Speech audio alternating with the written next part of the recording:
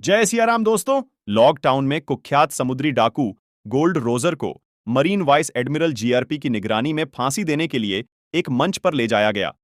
फांसी से पहले भीड़ में से एक व्यक्ति ने रोजर से पूछा कि उसने अपना खजाना कहां छोड़ा है, जिसे वन पीस के नाम से जाना जाता है। रोजर जवाब देता है कि उसने इसे छोड़ दिया है, किसी को जल्लादों द्वारा छुरा घोंपने से ठीक पहले इसे ढूंढने के लिए। भीड़ खोज शुरू करने के लिए दौड़ती है, जबकि रोजर हंसते हुए महान समुद्री डाकू युग की शुरुआत को चिह्नित करता है 22 साल बाद। लफ़ी एक छोटी सी डोंगी नाव में एक पक्षी को खोजने के अपने सपने के बारे में बता रहा है। एक टुकड़ा ग्रैंड लाइन को पार करता है और समुद्री डाकुओं का राजा बन जाता है। दुर्भाग्य से नाव तेजी से भर रही है, इसलिए लफ़ी एक बैरल के अंदर चला जाता है, जो नाव डूबने के बाद दूर चला जाता है। बैरल अंततः दो जहाजों के बीच में तैरता है, जो एक नौसैनिक युद्ध से गुजर रहे हैं। एक समूह कैप्टन ओल्विटा के नेतृत्व में समुद्री डाकू एक यात्री नाव पर हमला कर रहे हैं, और लड़ाई के बीच में लफ़ी के बैरल को बरामद कर लिया गया है और उसमें सवार कर लिया गया है। यात्री लड़ाई के लिए तैयार नहीं है, और कुछ त्वरित चालों के बाद अलविदा का दल आसानी से कब्जा कर लेता है। फिर सभी वीटा की मांग होती है। हंटर झोरो का स्थान जाने, जिसके बारे में उसका मानना है कि वह उसके बाउंटी का पीछा कर रहा है। एक यात्री ने खुलासा किया कि वे झोरो को सिक्सस द्वीप पर ले गए थे, लेकिन एल्विटास झोरो की सूची में नहीं था। इससे अलविदा क्रोधित हो जाती है और तुरंत उस आदमी को मार देती है, और केबिन बॉय कोबे को बाद में सफाई करने का आदेश देती है। कोबे डेक के नीचे सफाई कर रहा था जब अचानक लफ़ी अपने बैरल से बाहर आ गया। कोबे डर के मारे चिल्लाने लगा, जिससे एल्विटा पायरेट्स के बारे में जानने के बाद लफ़ी ने उसे चुप करा दिया। खुलासा किया कि वह भी एक समुद्री डाकू है, जो कोबे को आश्चर्यचकित करता है, क्योंकि लफ़ी अच्छा है कि ऐसा नहीं है। डाकू हिंसक हैं और उसे अपने बचपन की एक कहानी सुनाते हैं। लफ़ी विंडमिल विलेज में पले बड़े थे, जहां अक्सर लाल बालों वाले समुद्री डाकू और उनके कप्तान शैंक्स आते थे। लफ़ी भी उनकी ओर देखते थे। लफ़ी उनके साथ जुड़ना चाहते थे, लेकिन शैंक्स उन्हें ठुकरा देते रहे। लफ़ी ने कोशिश की अपनी कठोरता को साबित करने के लिए, लेकिन इससे उसकी आंख के नीचे एक निशान पड़ गया। जब हर कोई सो रहा होता है, तो दोनों चुपचाप डेक के ऊपर चढ़ जाते हैं और शीर्ष पर चले जाते हैं, जहां लफ़ी एक अयस्क पकड़ लेता है, लेकिन उसे हिलाने पर गलती से एक घंटी बजती है और चालक दल जाग जाता है। अलविदा लफ़ी की सोच का सामना करती है। वह एक इनामी शिकारी है, लेकिन लफ़ी उसका अपमान करता है और गुस्से में उन पर हमला करने का कारण बनता है। ओलविटा के बाकी दल भी लड़ाई में कूद पड़ते हैं, और उनमें से एक लफ़ी को केवल इसलिए गोली मारता है ताकि उसका शरीर गोली को सोख ले और उसे वापस फेंक दे। लफ़ी फिर अपनी महाशक्ति का खुलासा करता है। ना एक शरीर है, और वह इसका उपयोग समुद्री डाकुओं के सभी हमलों से बचने के लिए करता है, जबकि संघर्ष में आसानी से लड़ाई जीतता है। एक उग्र अलविदा गलती से जहाज में आग लगा देती है और कोबे को दोषी ठहराती है, इसलिए वह उसे मारने की कोशिश करती है। हालांकि लफ़ी अपने सिर से वार सह लेती है। पहले कि वह अपने हाथ को पीछे की ओर खींचता और ओल्विता की ओर खींचता, उसे जहाज पर भेजता, उसके दल ने तुरंत आत्मसमर्पण कर दिया, और लफ़ी ने कोबे को राशन में एक नाव लाने के लिए कहा, ताकि वे सिक्सस द्वीप पर जा सकें। मिस्टर सेवन ने झोरो से संपर्क किया और उसे एक समाज में शामिल होने के लिए आमंत्रित किया। हत्यारे झोरो ने अपमान में उसके प्रस्ताव को खारिज कर दिया। साथ जो तुरंत अपनी तलवारों से हमला करता है, झोरो अपनी तलवारों से खुद का बचाव करता है, और अपने महान कौशल से उसके लिए कमर पर साथ काटना आसान हो जाता है, जिससे अगले दिन उसकी मौत हो जाती है। लफ़ी और कोबे एक छोटी नाव पर नौकायन कर रहे हैं, और कोबे पूछते हैं कि लफ़ी का शरीर कैसे फैल सकता है। लफ़ी बताते हैं कि 10 साल पहले वह एक बार में लाल बालों वाले समुद्री लुटेरों के साथ थे, और उन्होंने उनके खजाने की जांच करने का फैसला किया। उन्हें अंदर एक असामान्य फल के साथ एक छोटा सा बॉक्स मिला, और उसे खाने में संकोच नहीं हुआ। उसी समय बैंडेड हिगुमा और उसका गिरोह बार में आया और पेय की मांग की, लेकिन बार टेंडर ने उन्हें सूचित किया कि वह बिक चुकी है। शैंक्स ने हिगुमा को आखिरी बोतल पेश की, लेकिन हिगुमा ने उसे काउंटर पर तोड़कर जवाब दिया। हालांकि शैंक्स ने चारा नहीं लिया और बस शुरू कर दिया। सफाई करने के कारण हिगुमा ने जाने से पहले और भी चीजें तोड़ दी। लफ़ी ने शैंक्स को वापस न लड़ने के लिए कायर कहा, और जब उसने बार से बाहर निकलने की कोशिश की तो शैंक्स ने उसकी बांह पकड़ ली, जिससे सभी लोग चौंक गए। लफ़ी की बांह फैल गई और शैंक को तुरंत पता चल गया कि लड़के ने खा लिया है। शैतान फल जिसने लोगों को एक विशेष शक्ति प्रदान की, लेकिन उनके लिए तैरना भी असंभव बना दिया। फिर लफ़ी ने कोबे से उसके सपने के बारे में पूछा, और कोबे ने स्वीकार किया कि वह एक समुद्री बनना चाहता है। लफ़ी ने फैसला किया कि वे एक समुद्री अड्डे पर जाएंगे ताकि कोबे शामिल हो सके और वह ग्रैंड लाइन का नक्शा प्राप्त कर सकते हैं, जो वहां से ज्यादा दूर नहीं है। नामी एक नाव पर फंसी हुई है, जिसके पास खजाने के अलावा कुछ नहीं है, और दो समुद्री डाकू उसके पास आते हैं। वह उनसे मदद मांगती है, और समुद्री डाकू नाव पर कूदकर उस बक्से की जांच करते हैं और उसे ढूंढ लेते हैं। खाली यह सब नामी का एक कृत्य है जो अपने जहाज पर कूदता है, और कुछ समय बाद दूर चला जाता है। लफी और कोबेशेल के शहर में उतरते हैं और एक बार में जाते हैं जहां जोरो और नामी भी हैं, जबकि नामी एक समुद्री अधिकारी के साथ फ्लर्ट करता है, जिसे बारटेंडर की बेटी पेश करने की कोशिश करती है। जोरो एक स्नैक है, लेकिन वह गलती से हेलमेप्पो से टकरा जाती है। एक महत्वपूर्ण समुद्री कप्तान का बेटा हेलमेप्पो नाराज हो जाता है और उसके स्नैक्स को जमीन पर पटक देता है और अपने पैरों से उन्हें तोड़ देता है, लेकिन जोरो सांता स्नैक्स काट देता है और हेलमेप्पो से लड़की से माफी मांगने के लिए कहता है। हेलमेप्पो जवाब देता है। एक लड़ाई में उसकी बात आगे बढ़ती है, जो जल्द ही एक पूर्ण बार विवाद में बदल जाती है। लफी इस बात से प्रभावित होता है कि जिस तरह से जोरो आसानी से अपनी तलवारों की मूठ से सभी को हरा देता है, जबकि नामी अधिकारी को गिराने और उसकी वर्दी चुराने के लिए व्याकुलता का उपयोग करता है। जोरो कॉर्नर हेलमेप्पो जो पेशकश करता है मरीना बेस पर एक सौदे के लिए। जोरो को अपने पिता से मिलने ले जाने के लिए जोरो कैप्टन मॉर्गन से मिलता है और मिस्टर सेवन पर इनाम मांगता है। हालांकि मॉर्गन का कहना है कि मरीन पर हमला करना एक अपराध है, और अगर जोरो खुद को शामिल नहीं करता है तो उसे 7 दिन की कैद की सजा हो सकती है। वह अब इनाम इकट्ठा करने में सक्षम नहीं होगा, इसलिए जोरो कैद होने के लिए सहमत हो जाता है। इस बीच लफी मरीन बेस में घुसना चाहता है और उसे एक विचार आता है जब वह अगली सुबह एक सीवर पाइप देखता है। बंधे हुए जोरो का सामना हेलमेप्पो से होता है, जिसने सोरो को सिखाया था। उसकी अपनी तलवारें यह बताती हैं कि 7 दिन पूरे होने के बाद मॉर्गन का उसे मुक्त करने का कोई इरादा नहीं है। उसी समय लफी एक सीवर ग्रेट से बाहर निकलता है और जोरो के पास आता है, इसलिए वह उसे अपने दल में शामिल होने के लिए कहता है। जोरो मना कर देता है, और जब लफी उसके सपने के बारे में पूछता है, जोरो ने खुलासा किया कि वह लफी से प्रभावित होकर दुनिया का सबसे महान तलवारबाज बनना चाहता है। उसने बेस के अंदर सीवर में वापस जाने से पहले जोरो को खोल दिया। नामी चोरी की वर्दी का इस्तेमाल कर किसी का ध्यान नहीं जाने देती। जब वह लाइब्रेरी में प्रवेश करती है, तो एक अधिकारी उससे पूछता है कि वह वहां क्या कर रही है, और नामी का दावा है कि मॉर्गन उसे ग्रैंड लाइन का नक्शा खोजने के लिए भेजा। अधिकारी का कहना है कि यह असंभव है, क्योंकि महत्वपूर्ण मानचित्र मॉर्गन के कार्यालय में बंद हैं। लेकिन इससे पहले कि नामी जवाब दे सके, जिस अधिकारी से उसने चोरी की थी, नामी तुरंत अपने कर्मचारियों को बाहर निकालती है और बड़ी कुशलता से उन दोनों को बाहर निकाल देती है। उस समय लफी छत में एक ग्रेड से गिर जाता है, इसलिए नामी अपना झूठ जारी रखती है और उसे गिरफ्तार करने की कोशिश करती है। लेकिन लफी ने सब कुछ सुन लिया और उसका पीछा करती है, ताकि वे एक साथ नक्शा चुरा सकें। इस बीच हेलमेप्पो अपने कमरे में चोरी की तलवारों से खेल रहा होता है। हेलमेप्पो में जोरो अचानक टूट जाता है और पूछता है कि क्या वह उसे मारने जा रहा है। लेकिन जोरो जवाब देता है कि वह लफी के साथ कुछ और बुरा करेगा। वह और नामी अचानक मॉर्गन के पास भागते हैं, लेकिन नामी दिखावा करती है कि वह एक अधिकारी है जो लफी को अपने सेल में ले जा रही है, और मॉर्गन उन पर विश्वास करता है। जब वह चला जाता है, नामी उसकी चाबियां चुराने में कामयाब हो जाती है, और लफी कहती है कि उसे उसके दल में शामिल हो जाना चाहिए, लेकिन उसने उसे अस्वीकार कर दिया, क्योंकि वह समुद्री लुटेरों से नफरत करती है। दोनों मॉर्गन के कार्यालय में घुस जाते हैं, और जैसे ही वे नक्शा ढूंढते हैं, लफी गलती से एक स्विच चालू कर देता है, जिससे फर्श पर एक तिजोरी दिखाई देने लगती है। लाइब्रेरी में मॉर्गन घायल अधिकारियों को ढूंढता है और नामी के बारे में सच्चाई जान लेता है, इसलिए वह अलार्म बजाता है।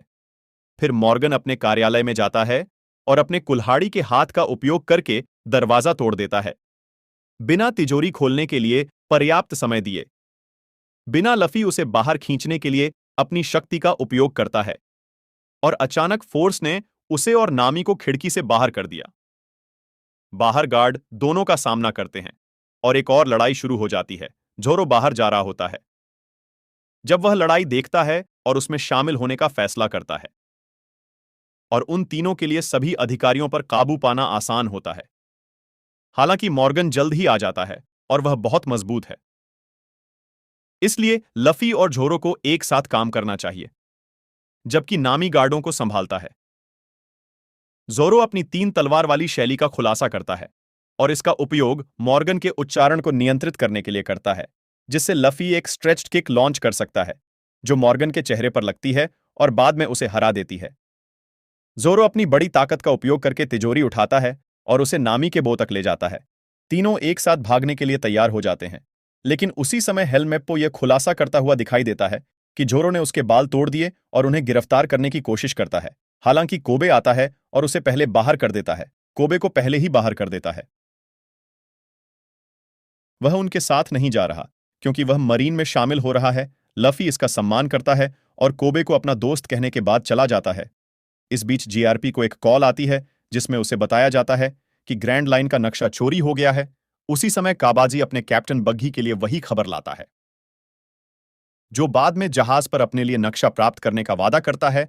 लफी एक दिन अपने बचपन के बारे में सोचता है, जब वह बार शैंक में अपनी शक्तियों का परीक्षण कर रहा था। अचानक अपने दल के साथ आया और महीनों का राशन मांगा। लफी ने उससे पूछा कि वह कब लौट रहा है, लेकिन शैंक ने कहा कि वह ऐसा नहीं करेगा। फिर लफी ने नामी को परेशान करना शुरू कर दिया। जब वह मोर्गन की तिजोरी खोलने की कोशिश करती है, तो वह लफी को धक्का देती है और उसके स्ट्रॉ हैट को लगभग उड़ा देती है। इसलिए लफी उसे टोपी को धमकी न देने के लिए कहता है, क्योंकि आखिरकार नामी द्वारा तिजोरी खोलने के बाद यह उसकी सबसे प्रिय संपत्ति है। सुरक्षित हैं और ग्रैंड लाइन का नक्शा ढूंढते हैं।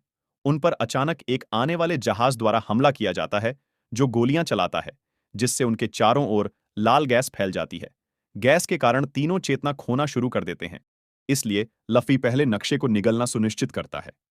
कुछ समय बाद तीनों एक लकड़ी के टोकरे के अंदर जागता है, जिसे जल्द ही बग्घी के चालक दल द्वारा सर्कस प्रदर्शन के बीच में छोड़ने के लिए नीचे ले जाया जाता है। सर्कस में नागरिक भाग लेते हैं, जिन्हें क्यू कार्ड पर दिखाई देने वाले कार्यों को करने के लिए उनकी सीटों पर जंजीर से बांध दिया गया है। फिर बग्घी अपना काम करती है। प्रवेश द्वार कहता है कि वह चाहता है कि नक्शा उसका ध्यान भटका दे। नामी ने लफी की शक्ति का प्रदर्शन करते हुए कहा कि वह प्रदर्शन कर सकता है, और फिर बाहर तंबू से बाहर भाग जाता है। वह यह जानकर हैरान हो जाती है कि शहर को बग्घी के दल ने पूरी तरह से ध्वस्त कर दिया है और समुद्री डाकू उसकी बग्घी को पकड़ने के लिए उसे पकड़ लेते हैं। जोरो और नामी को ले जाने का आदेश दिया गया, जबकि वह शेल के टाउन में मानचित्र के बारे में लफी से पूछताछ कर रहा था। जीआरपी बेस पर पहुंचता है, जहां मॉर्गन बताता है कि क्या हुआ था, लेकिन बाद में अच्छा दिखने के लिए विवरण के बारे में झूठ बोलता है। कोबे को गारब के कार्यालय में बुलाया जाता है, जहां उसे मोल कहा जाता है, क्योंकि उसे लफी के साथ देखा गया था। कोबे ने लफी को अलविदा से आजादी के बारे में बताया और कहा कि उसका सपना एक समुद्री डाकू बनना और लफी जैसे समुद्री डाकू को न्याय दिलाना है। जीआरपी ने जवाब स्वीकार कर लिया और कोबे से कहा कि वे लफी को एक साथ पकड़ लेंगे। इसके बाद जीआरपी ने मॉर्गन को उसके सामने बांध दिया। झूठ बोलने की सजा के रूप में उसके सभी अधिकारियों ने घोषणा की कि वे सर्कस में वापस लफी का शिकार करने पर ध्यान केंद्रित करेंगे। जोरो को एक पहिए से बांध दिया गया है, जबकि नामी को एक पक्षी पिंजरे में बंद कर दिया गया है। जबकि नामी पिंजरे को खोलने के लिए लॉकपिक का उपयोग करने की कोशिश करता है।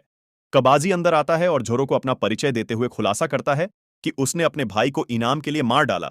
झोरो को कबाजी के भाई की याद नहीं है, जिससे कबाजी क्रोधित हो जाता है और झोरो पर चाकू फेंकना शुरू कर देता है, जबकि वह मुख्य मंच पर पहिए पर घूमता है। बग्घी से लफी बंधा हुआ है। एक उपकरण जो उसके हाथ और पैरों को पूरे रिंग में फैला देता है, लेकिन इससे लफी के रबर शरीर में कोई दर्द नहीं होता है। अचानक बग्घी की नजर पुआल टोपी पर पड़ती है और वह इसे शैंक्स के रूप में पहचानता है, जिससे पता चलता है कि वह और शैंक्स एक ही दल में हुआ करते थे और दावा कर रहे थे। शैंक्स ने उसे धोखा दिया। फिर बग्घी ने स्ट्रेचिंग डिवाइस में एक बच्चे को डालने की धमकी देकर लफी को बात करने की कोशिश की। क्रोधित लफी ने खुद को अपने बंधन से बाहर निकाला और बग्घी के चेहरे पर मुक्का मारा, जिससे अजीब तरह से उसका सिर उड़ गया। हालांकि बग्घी ने खुलासा किया कि वह जीवित है और कि उसने एक शैतान फल भी खाया था, जिससे उसे इच्छानुसार अपने शरीर के अंगों को अलग करने की शक्ति मिली। बग्घी उसके हाथ को अलग कर देती है और उसे लफी के सिर के पीछे उड़ा देती है, जिससे एक गैस बम विस्फोट हो जाता है, जिससे लिफ़ी बाहर गिर जाती है। एक और फ्लैशबैक से पता चलता है कि लफी बार में थी जब हिगुमा और उसके गिरोह अंततः अपने पेय लेने की मांग करते हुए लौट आया। लफी ने गुस्से में हिगुमा का सामना किया, जिससे डाकू ने उसे दंडित करने के लिए उसे उठाया। हालांकि शैंक्स पहुंचे और हिगुमा से लफी को जाने देने के लिए कहा, लेकिन जब हिगुमा ने इनकार कर दिया तो शैंक्स के दल ने तुरंत हमला कर दिया, जिससे विवाद शुरू हो गया। उन्होंने आसानी से उस पर काबू पा लिया। डाकुओं, लेकिन हिगुमा ने समुद्र के बीच में एक नाव पर लफी के साथ भागने के लिए अराजकता का इस्तेमाल किया। एक राक्षस का समूह दिखाई दिया और हिगुमा को खाने से पहले नाव से टकराया। लफ़ी धीरे धीरे समुद्र में डूब गया, लेकिन शैंक्स ठीक समय पर पहुंचे और उसे पानी से बाहर खींच लिया।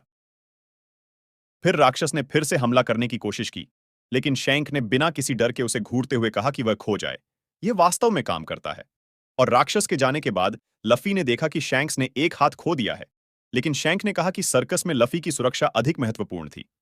लफ़ी एक के अंदर जाग गया, दूसरे कमरे में कांच की टंकी जो धीरे धीरे समुद्री पानी से भर रही है। काबाजी ने अभी तक झोरो को अपने चाकुओं से नहीं मारा है, लेकिन एक बार फेंके जाने से काबाजी का ध्यान झोरो पर पड़ने से रस्सियां ढीली हो जाती हैं। नामी पिंजरे से बाहर निकलने का रास्ता चुन लेती है और झोरो को अनुमति देकर काबाजी पर हमला कर देती है, रस्सी को तोड़ने और काबाजी को बाहर गिराने के लिए। फिर दोनों अपने हथियार वापस ले लेते हैं और मंच पर लौटते हैं, जहां नामी ने टैंक को तोड़ने के लिए अपने कर्मचारियों को फेंककर लफ़ी को टैंक से मुक्त कर दिया। लफ़ी ने अपने फेफड़ों से समुद्र का पानी खांसते हुए नक्शा बाहर थूक दिया। और चूंकि वह अपनी टोपी पकड़ने के लिए दौड़ता है, पहले बग्घी नक्शा लेने में सक्षम होता है। जोरो बग्घी पर हमला करता है, लेकिन उसकी तलवार कोई नुकसान नहीं पहुंचाती है, क्योंकि बग्घी बस उसके शरीर को विभाजित करती रहती है। फिर बग्घी उसके पूरे शरीर को छोटे छोटे टुकड़ों में अलग कर देती है और उन्हें तंबू के चारों ओर उड़ा देती है। झोरो और नामी को हराने के बाद बग्घी ने बड़ी ताकत से तिकड़ी को ढेर सारे हिट से दबा दिया और लफ़ी को जमीन पर गिरा दिया और स्ट्रॉ हैट में छेद कर दिया। हालांकि लफ़ी ने कुछ खाली चेस्ट देखे और अपने दोस्तों को बताया कि उसके पास एक योजना है। तीनों ने बग्घी को हिट करने के लिए एक साथ काम करना शुरू कर दिया। शरीर के विभिन्न अंगों के कारण वे संदूकों में उड़ जाते हैं, जिसे नामी फिर बंद कर देता है और बग्घी को फिर से इकट्ठा होने से रोकता है। अंततः बग्घी केवल उसके सिर, हाथ और पैरों तक सीमित रह जाती है और लफ़ी अपनी दोनों भुजाओं को पीछे की ओर खींचता है और बग्घी को बहुत जोर से मारता है, जिससे वह तंबू से बाहर उड़ जाता है और दूर चला जाता है। द्वीप फिर तिकड़ी नक्शा पुनर्प्राप्त करती है और सभी नागरिकों को मुक्त कर देती है। इसके बाद वे जाने के लिए तैयार हो जाते हैं और जब स्थानीय लोग उन्हें अलविदा कहते हैं, तो लफ़ी को याद आता है कि शैंक्स के जाने से पहले उसने आखिरी बार शैंक्स को कब देखा था। लफ़ी ने उसे बताया कि आखिरकार उसने स्वीकार कर लिया कि वह इसके लिए तैयार नहीं है। अभी भी एक समुद्री डाकू बनो, लेकिन एक दिन वह सबसे अच्छा होगा। शैंक्स ने लफ़ी को एक स्ट्रॉ टोपी दी और कहा कि जब वह जहाज पर बाद में मजबूत हो जाएगा, तो वह इसे वापस कर सकता है। नामी ने केबिन में छिपने से पहले लफ़ी की टोपी को ठीक किया, जहां वह एक छोटा सा उपकरण निकालती है। वह एक रहस्यमय व्यक्ति को यह बताने के लिए बुलाती थी कि उसे नक्शा मिल गया है। कुछ समय बाद लफ़ी ने खुलासा किया कि उसने जहाज के लिए एक समुद्री डाकू ध्वज बनाया था, लेकिन नामी को इससे नफरत थी। तब जोरो केबिन से बाहर आता है और कहता है कि फर्श बोर्ड के नीचे छिपा हुआ डिब्बे, जिसे उसने गलती से समझ लिया था, एक शौचालय समुद्री जल में ले जा रहा है। नामी अपनी चीजों की जांच करने के लिए दौड़ती है और उसे पता चलता है कि उसका उपकरण अब टूट गया है।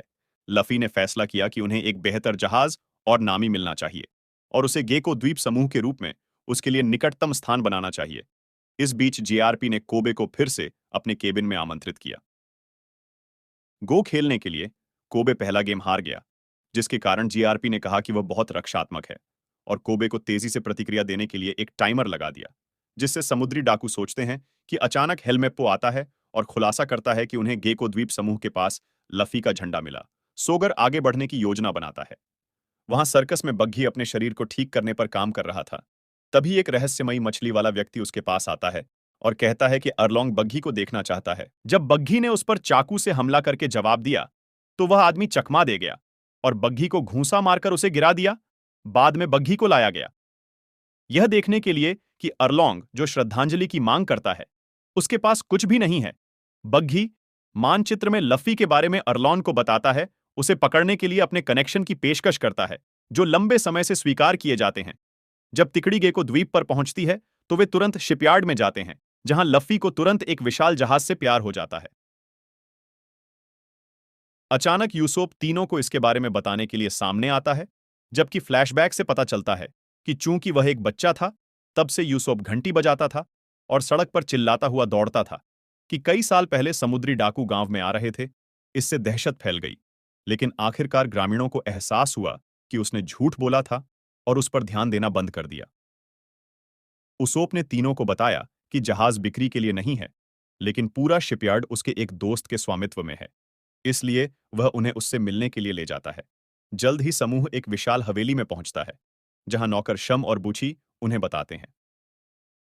हालांकि जाने के लिए मालिक काया अपने बटलर क्लैडर के साथ आती है और अपने दोस्त को यूएसओपी देखकर खुश होती है। इसलिए वह सभी को रात के खाने के लिए रुकने और अपना 18वां जन्मदिन मनाने के लिए आमंत्रित करती है, जबकि तीनों रात के खाने के लिए नए कपड़े पहनते हैं। लफी ने नामी से वादा किया है कि वह उसे मना लेगा। काया उन्हें एक जहाज देगी। जोरो टिप्पणी करता है कि क्लैडर परिचित लगता है, लेकिन वह यह नहीं बता सकता कि इस बीच उसोप काया के कमरे में क्यों जाता है और उसे जन्मदिन का उपहार देता है। मोती के रूप में एक चट्टानी दावा करता है। वह अपने कारनामों की एक और कहानी भी साझा करता है, जो सभी झूठ हैं। लेकिन बाद में काया उनसे प्यार करती है। क्लैडर काया के लिए चाय लेकर आता है, जिसे वह उसके माता पिता की मृत्यु के बाद से उसे पिलाता है, और वह उसकी देखभाल करने वाला बन गया है। बाद में क्लैडर रसोई में कर्मचारियों की जांच करता है, ताकि यह सुनिश्चित हो सके कि जब समूह के खाने का समय हो तो वे काया सूप में जहर डालना याद रखें। परिवार की वकील मैरी भी उसके साथ शामिल हो गई है, क्योंकि उसके स्वास्थ्य के कारण कैया को अपने सूप के अलावा कुछ भी खाने की अनुमति नहीं है। इससे पहले कि वह उसका स्वाद चख सके, लफी एक हार्दिक भाषण देने के लिए मेज पर कूदता है और जहाज के लिए पूछता है। जब काया जवाब देने की कोशिश करती है तो वह खांसने लगती है। क्लैडर ने कड़ी मेहनत करते हुए सभी को बाहर निकालने की कोशिश की, हालांकि काया ने उसे रोक दिया और सभी को बाद में वाइन सेलर में रात रुकने के लिए आमंत्रित किया। मैरी ने क्लैडर पर काया के शपयार्ड पर नियंत्रण लेने की कोशिश करने का आरोप लगाया। क्लैडर ने इससे इनकार कर दिया। इससे पहले कि वह अविश्वसनीय रूप से तेजी से आगे बढ़ना शुरू कर दे, मैरी को पीछे से आश्चर्यचकित कर दिया और क्वार्टर में एक ब्लेड वाले दस्ताने से उस पर वार करना। लफी नाश्ते की तलाश में है और जोरों से टकराता है। जो पे चाहता है। वे रसोई में जाते हैं और यूएसओपी को ढूंढते हैं, जो उन्हें काया के साथ अपनी दोस्ती के बारे में बताता है। और तथ्य यह है कि उसके पिता एक समुद्री डाकू हैं जो चले गए थे, वह छोटा था। तब यूसुफ जोरो को ड्रिंक ढूंढने के लिए वाइन सेलर में ले जाता है, जबकि लफी सारा सूप खाने के लिए रुक जाता है। इस बीच नामी मूल्यवान वस्तुओं को चुराने के लिए इधर उधर जा रही होती है। जब उसे अचानक एक शोर सुनाई देता है, वह अपने कमरे में वापस जाने की कोशिश करती है, लेकिन गलती से कमरे में प्रवेश कर जाती है।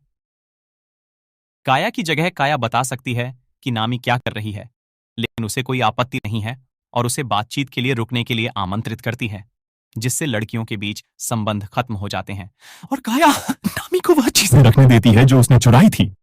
लेकिन बाहर जाते समय नामी उन्हें वाइन सेलर में वापस रख देती है। जोरो और यूसोप को पता चलता है कि मैरी का शरीर का क्लैडर शाम और बुच्ची के साथ दिखाई देता है और अपने पंजे दिखाता है, जिससे जोरो को अंततः एहसास होता है कि क्लैडर द वांटेड समुद्री डाकू कुरो है। दोनों लोग तुरंत लड़ना शुरू कर देते हैं, लेकिन कुरो बहुत तेज है और जोरो को व्यस्त रखता है ताकि शम उसे मार सके। पीछे से एक भयभीत यूएसओपी खिड़की के माध्यम से भाग जाता है और बूची ने सबूत मिटाने के लिए मैरी जोरो और उसकी तलवारों को एक कुएं में फेंक दिया। वे यूएसओपी के पीछे नहीं जाते, क्योंकि वे जानते हैं कि कोई भी उस पर विश्वास नहीं करेगा। यह सच साबित होता है, क्योंकि यूएसओपी की गांव में घंटी बजाई गई, लेकिन उसे नजरअंदाज कर दिया गया। तब पता चला कि यूएसओपी ने ऐसा इसलिए करना शुरू किया क्योंकि उसे विश्वास था कि उसके पिता उसकी बीमार मां के लिए वापस आएंगे, जिसने मरने से पहले अपने बेटे के व्यवहार की सराहना की थी। अब यूएसओपी निराशा में डूब जाता है और अचानक मिल जाता है कोबे द्वारा, जो कहता है कि वह हवेली में उस पर विश्वास करता है। नामी लफी को बेहोश पाता है और उसे हटाने की कोशिश करता है, लेकिन उसी समय अपराधी अंदर आ जाते हैं, इसलिए वह अलमारी में छिप जाती है।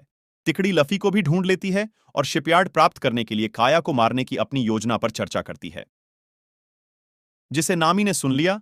अचानक यूएसओपी कोबे और हेलमेप्पो के साथ आता है और कुरो पर समुद्री डाकू होने का आरोप लगाता है। कोबे बिना सबूत के कुरो को गिरफ्तार नहीं कर सकता, इसलिए कुरो उन्हें छोड़ने के लिए लफी को सौंप देता है। नामी इस मौके का उपयोग अलमारी से बाहर आकर दस्तक देने के लिए करता है। भागने से पहले बाहर निकलें। कुछ सेकंड बाद कुरो और बूची को रसोई में शाम मिलती है, जो उन्हें नामी के बारे में बताता है कि अचानक आधी रात हो जाती है और चूंकि काया अब बड़ी हो गई है, इसलिए कुरो ने घोषणा की कि आखिरकार उसे मारने का समय आ गया है। इस बीच उसोप काया के शयनकक्ष में घुस जाता है और उसे कुरो के बारे में चेतावनी देता है, लेकिन वह उस पर विश्वास नहीं करती है। तब नामी यूएसओपी की कहानी को साबित करने के लिए आती है और समझाती है कि काया वास्तव में बीमार नहीं है और यह कुरो की चाय थी जिसके कारण उस समय कुरो ने तीनों के काया का शिकार करने के लिए निकलने से पहले घर को सुरक्षा लॉकडाउन पर रख दिया था। उनका मानना है कि कहानी में नामी और काया हॉलवे में छिपी सुरंगों के माध्यम से भागते हैं, जिसे कुरो ने सुन लिया है। वह दीवारों के माध्यम से उन्हें छुरा घोंपने की कोशिश करता है, लेकिन वे हमलों से बच जाते हैं और एक पुराने परित्यक्त कमरे में छिपने के लिए भाग जाते हैं। यहां एक और स्विच है जिसे वे आजमाते हैं, लॉकडाउन को पूर्ववत करने के लिए। इसका उपयोग करने के लिए फ्लिकर और कुरो को रोशनी का कारण बनता है, जिससे पता चलता है कि वे कुएं में वापस आ गए हैं। जोरो जाग जाता है और शिमोत्सुकी गांव में एक प्रशिक्षु के रूप में अपने बचपन को याद करना शुरू कर देता है। वह मास्टर की बेटी रानी को छोड़कर अन्य सभी छात्रों को हराने में सक्षम था। निराश जोरो ने क्वीना को असली ब्लेडों से द्वंद्व युद्ध के लिए चुनौती दी, लेकिन एक बहुत ही भयंकर लड़ाई के बाद वह फिर से हार गया। भले ही वह 2 तलवारों का उपयोग कर रहा था, फिर उसने उससे और अधिक प्रशिक्षण लेने का वादा किया, इसलिए अंततः उनमें से एक दुर्भाग्य से दुनिया का सबसे महान तलवारबाज बन जाएगा। बाद में रानी की दुखद मृत्यु हो गई और उसके पिता ने जोरो को उसका ब्लेड दिया, जो उस दिन उसका तीसरा ब्लेड बन गया। फ्लैशबैक से प्रेरित होकर जोरो उसकी स्मृति का सम्मान करने के लिए दुनिया का सबसे बड़ा तलवारबाज बनने के लिए दृढ़ हो गया। जोरो ने कुएं पर चढ़ना शुरू कर दिया, जब तक कि वह मरीन के पास से बाहर निकलने में कामयाब नहीं हो गया। लफी को दूर ले जाकर हेलमेप्पो ने कोबे को बताया कि जीएआरपी केवल लफी से उसके संबंध के कारण उसका उपयोग कर रहा है। अचानक लफी जाग जाता है और कोबे को कुरो के बारे में बताने से पहले हेलमेप्पो पर जहर उगल देता है, लेकिन जोरो उसे रोकता है, जो तुरंत कोबे को छोड़कर सभी अधिकारियों को बाहर कर देता है। फिर जोरो और लफी कोबे द्वारा हवेली में उन्हें गिरफ्तार करने के कमजोर प्रयास को नजरअंदाज करते हुए वापस हवेली की ओर बढ़ते हैं। कुरो परित्यक्त कमरे में आता है और तीनों को छिपना पड़ता है, जबकि कुरो फर्नीचर को नष्ट कर देता है। जोरो और लफ्फी आते हैं और अंदर घुस जाते हैं। जोरो की ताकत की बदौलत वे अलग हो जाते हैं और जोरो का सामना शम और बुच्छी से होता है, जिससे जादूगर के बीच एक और लड़ाई शुरू हो जाती है। आपका कुशल जोरो अभी भी बहुत बेहतर है और जल्दी से उन दोनों को पुराने कमरे में हरा देता है। काया और नामी एक साथ कुरो पर हमला करने की कोशिश करते हैं ताकि उन्हें पकड़ लिया जा सके। यूएसओपी उसे गोली मारकर उन्हें गिरा देता है। एक गुलेल लेकिन कुरो प्रक्षेप्य को चकमा देता है और वापस हमला करने की कोशिश करता है। उसने लफी द्वारा जस्ट इन टाइम को रोक दिया, जो कुरो से लड़ना शुरू कर देता है और एक भी हिट करने में विफल रहता है, क्योंकि कुरो कुरोस्कर के बाद बहुत तेज है। लफी की छाती लफी को एक विचार मिलता है और बीच में ही रुक जाता है। कमरे में कुरो के कदमों की आवाज पर ध्यान केंद्रित करके उसके स्थान का पता लगाया गया, जिससे वह अंततः कुछ और प्रहार करने के बाद उसे मुक्का मार सके। लफ्फी ने कुरो की कलाइयों को पकड़ लिया और उसके सिर पर वार किया, जिसके बाद काया ने समूह को जहाज उपहार में देकर धन्यवाद दिया। लफी चाहता था और वह मृत वकील का सम्मान करने के लिए मैरी का नाम लेता है। लफी भी उसोप को अपने साथ आने के लिए आमंत्रित करता है, लेकिन वह झिझकता है क्योंकि वह काया की देखभाल करना चाहता है। हालांकि काया उसे बताती है कि यह खुद की देखभाल करने का समय है और वह पढ़ाई के लिए जा रही है। मेडिसिन उसे चूमने के बाद यूएसओपी लफी के दल में शामिल होने के लिए सहमत हो गई। कोबे और हेलमेप्पो अपनी विफलता की रिपोर्ट करने के लिए जीआरपी में लौट आए। हालांकि जीआरपी खुश है क्योंकि उसने मैरी को द्वीप छोड़ते हुए देखा। उसने तुरंत गोली चला दी और जब लफी ने दुश्मन पर जांच करने के लिए एक स्पाई ग्लास का उपयोग किया तो उसने गोली चला दी। जीआरपी को दादाजी कहकर सभी को चौंका दिया। लफी को अपना बचपन याद आने लगा और बताया कि कैसे वह कहता रहता था कि वह एक समुद्री डाकू बनेगा, लेकिन जीआरपी उसके साथ दुर्व्यवहार करता था और उसे डांटता था और कहता था कि उसे एक समुद्री डाकू बनना है। जीआरपी तोप के गोले दागता रहता है और लफी जवाबी हमला करने की कोशिश करता है, लेकिन वह असफल हो जाता है। तोप का उपयोग करते हुए गार्प उन्हें आत्मसमर्पण करने के लिए कहता है और जब लूफी मना कर देता है तो गार्प अपने हाथों से एक तोप का गोला फेंकता है ताकि लूफी अपनी शक्तियों से उसे विचलित कर सके।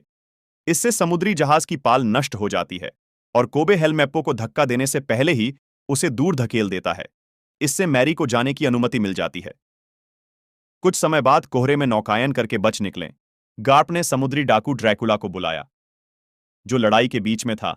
गार्प ने लफ्फी का शिकार करने के लिए ड्रैकुला को काम पर रखा और ड्रैकुला ने अपने दुश्मनों को हराने और एक जहाज को आधे में काटने के दौरान स्वीकार कर लिया। दुश्मन नेता ड्रैकुला को गोली मारने की कोशिश करता है, लेकिन वह अपनी तलवार से प्रक्षेप्य को काट देता है और तुरंत उसे मार डालता है। गार्प की बातचीत को कॉर्बी ने सुन ली है, जो हेलमेप्पो से इसके बारे में पूछता है। हेलमेप्पो बताता है कि ड्रैकुला समुद्र के 7 सरदारों में से एक है जो इतने शक्तिशाली हैं कि 9 सैनिकों को हराना संभव नहीं है, इसलिए वे उन्हें पास ही रखते हैं। उपयोगी सहयोगी सरदार उनके 9 सैनिकों के लिए गुप्त रूप से गंदे काम करते हैं और बदले में उनके अवैध कार्यों को नजरअंदाज कर दिया जाता है। कॉर्बी इन अजीब नैतिकताओं के खिलाफ है और इसके बारे में गार्प से बात करने जाता है, लेकिन गार्प उसे बताता है कि दुनिया अनुचित है और कॉर्बी को इसके साथ रहना सीखना चाहिए। इस बीच लफी को भोजन की गंध आती है और वह नामी को उस दिशा में जाने के लिए कहता है। अंततः एक समुद्री रेस्तरां ढूंढता है, जबकि उन्हें रसोई में एक टेबल मिलती है। संजी एक बहुत ही फैंसी डिश बना रहा है। हालांकि मालिक का एफ उसे याद दिलाता है कि वे यहां फैंसी नहीं करते हैं और भेजते हैं सैनजी को मुख्य मंजिल पर टेबल परोसने के लिए। 2 ग्राहकों के बीच झगड़ा हो रहा था, इसलिए सैनजी ने तुरंत अपनी मार्शल आर्ट चालों का उपयोग करके उन्हें रोक दिया, जिससे लफी प्रभावित हुआ। सैनजी ने समूह का ऑर्डर ले लिया और जल्द ही वे बड़ी मात्रा में खाना खा रहे थे, लेकिन लफी भुगतान करने में असमर्थ है। बिल में जीफ ने उसे अपना कर्ज चुकाने के लिए 1 साल के लिए एक नौकर के रूप में काम करने का आदेश दिया। लफ्फी बर्तन धोने के लिए रसोई में जाता है और सांझी के पकवान का स्वाद लेता है। इस बीच नामी अच्छे दल की भूमिका निभाकर थक जाता है और एक के साथ एक सौदा करता है। बाद में सैनजी के ब्रेक के दौरान नाविक अकेला निकल जाएगा। लफी ने उसे बताया कि उसे उसकी डिश बहुत पसंद आई और उसने उससे उसके सपने के बारे में पूछा। सैनजी ने बताया कि वह उस नीले पौराणिक महासागर को ढूंढना चाहता है जहां दुनिया के 4 सी मिलते हैं, क्योंकि उस समय उसे वहां दुर्लभ सामग्रियां मिल सकती हैं। ड्रैकुला के हमले से जीवित बचा एकमात्र व्यक्ति बुरी हालत में आता है और सैनजी तुरंत उसे खाना खिलाता है, भले ही वह जानता हो कि जेफ इसे स्वीकार नहीं करेगा, क्योंकि वह आदमी भुगतान नहीं कर सकता है।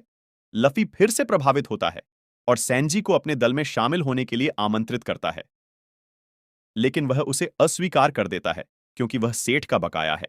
जल्द ही ड्रैकुला भी रेस्तरां में पहुंचता है और लफी के बारे में पूछना शुरू कर देता है कि वह उसे दुनिया का सबसे बड़ा तलवारबाज मानता है। जोरोभोर में ड्रैकुल को द्वंद्व युद्ध के लिए चुनौती देता है। इस बीच रसोई में लफी जेफ को बुलाता है क्योंकि वह सैनजी को अपना सपना पूरा नहीं करने देगा और उसे बताता है सैनजी ने खोए हुए आदमी को खाना खिलाया, जिससे जेफ प्रभावित हुआ। अगली सुबह नामी ने नक्शा चुरा लिया और नाविक से मिलने गई, लेकिन उसने अपना मन बदल लिया और अन्य समूह में फिर से शामिल हो गई। फिर ड्रैकुला से मिली और द्वंद्व शुरू हुआ, लेकिन ड्रैकुल को लगा कि झोरो कमजोर है और केवल से लड़ना शुरू कर देता है। एक छोटा खंजर उसके सभी हमलों को रोकता है। हालांकि वह झोरो की दृढ़ इच्छा शक्ति से प्रभावित होता है और अपनी असली तलवार निकाल लेता है। झोरो को सेकंडों में हरा देता है और उसे गंभीर रूप से घायल छोड़ देता है। समूह से मोहित होकर ड्रैकुला उन्हें पत्तियों में नहीं पकड़ने का फैसला करता है। समूह बेहोश झोरो को अंदर लाता है।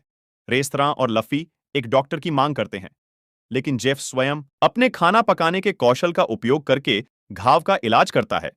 इस बीच ड्रेकुल जीआरपी से मिलता है और उसे बताता है कि उसने लफी को यह याद दिलाने से पहले जाने दिया कि वह नियंत्रण में है, जिसे कोबे ने ड्रैकुला के उग्र होकर चले जाने के बाद सुन लिया था। गार्प ने रेस्तरां में उसके कार्यालय को नष्ट कर दिया। लफी ने सैनजी से पूछा कि वह सेठ से कैसे मिला। यह पता चला कि जेफ एक समुद्री डाकू हुआ करता था और उसके दल ने उस जहाज पर हमला किया जहां युवा सैनजी रसोइया के रूप में काम कर रहा था। जेफ रसोई में घुस गया और सैनजी ने उसे छूने से रोकने की कोशिश की भोजन, लेकिन उसी समय एक बड़ी लहर ने जहाज को डुबा दिया। कुछ ही देर बाद सैनजी की नींद खुली और उसने पाया कि वह और जेफ समुद्र के ऊपर एक चट्टान पर फंसे हुए थे। जेफ जहाज से भोजन के 2 बैग लाया और सैनजी को एक बड़ा बैग पहले रखते हुए दे दिया। लड़के को चट्टान के दूसरी ओर भेजकर सैनजी ने भोजन की उचित व्यवस्था की। जैसे जैसे दिन बीतने लगे, अंततः 25वें दिन सड़ी हुई रोटी खानी पड़ी। सैनजी ने एक जहाज देखा और उस पर चिल्लाया, लेकिन एक दिन तूफान के कारण उसे कोई चोट नहीं आई। सैनजी भूख से थक गया था और दूसरा बैग लेने गया तो उसे पता चला कि वह बैग खजाने से भरा था। जेफ ने उसे बचाने के लिए उससे झूठ बोला था। इस दौरान वह अपना पैर खाकर खुद को जिंदा रख रहा था। बाद में दोनों को बचा लिया गया। दिन 50। कुछ समय बाद एआर लॉन्ग और उसके गुर्गे रेस्तरां में पहुंचते हैं। वे बिना अनुमति के लोगों को स्टोर करते हैं और लफी के बारे में पूछने से पहले लोगों को उनकी सीटों से धक्का देते हैं, जिसे नामी ने सुन लिया, जबकि जेफ उन्हें भोजन से विचलित करने की कोशिश करता है। नामी लफी को चेतावनी देने के लिए दौड़ता है, लेकिन वह जयफिर की मदद के लिए धन्यवाद देने के लिए रेस्तरां की रक्षा करने की इच्छा से जाने से इनकार कर दिया। फिर लफी ने अरलॉन का सामना किया, जिसने खुलासा किया कि वह एक बैग में बग्घी का सिर है। यह पता चला कि बग्घी ने लफी की टोपी के अंदर एक कान छोड़ दिया था, इसलिए वे इस समय उन पर जासूसी कर रहे थे। अरलॉन्ग पूछता है मानचित्र के लिए और लफी उसे इसके लिए लड़ने के लिए कहता है, लेकिन जीफ लंबे समय तक गोली चलाने की कोशिश करके हस्तक्षेप करता है। गोली कुछ नहीं करती है और जीफ को गुंडों द्वारा नीचे गिरा दिया जाता है। इसलिए सैनजी अपने मार्शल आर्ट के साथ उनसे लड़ना शुरू करने के लिए कूदता है। दुर्भाग्य से वह हार जाता है, इसलिए लफी चला जाता है। अरलोंग के बाद अगला।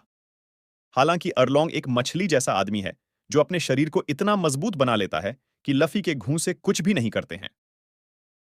लफी को बाहर फेंकने के बाद अरलोंग उसे पीटना शुरू कर देता है, लेकिन इससे पहले कि वह उसे मार पाता, नामी प्रकट होती है। वह बताती है कि वह हमेशा से ही अरलोंग के लिए काम कर रही है।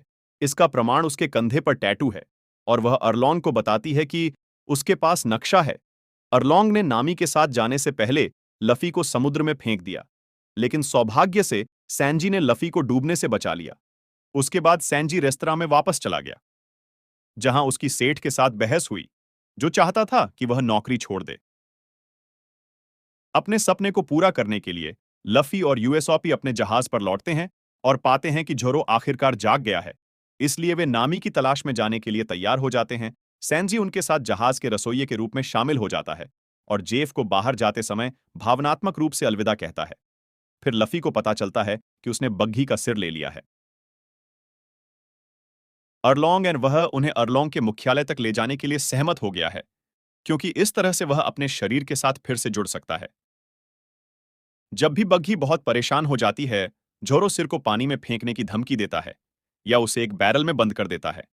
इस बीच नामी अरलोंग का पीछा करता है और उसके आदमी अर्थव्यवस्था में वापस आ जाते हैं।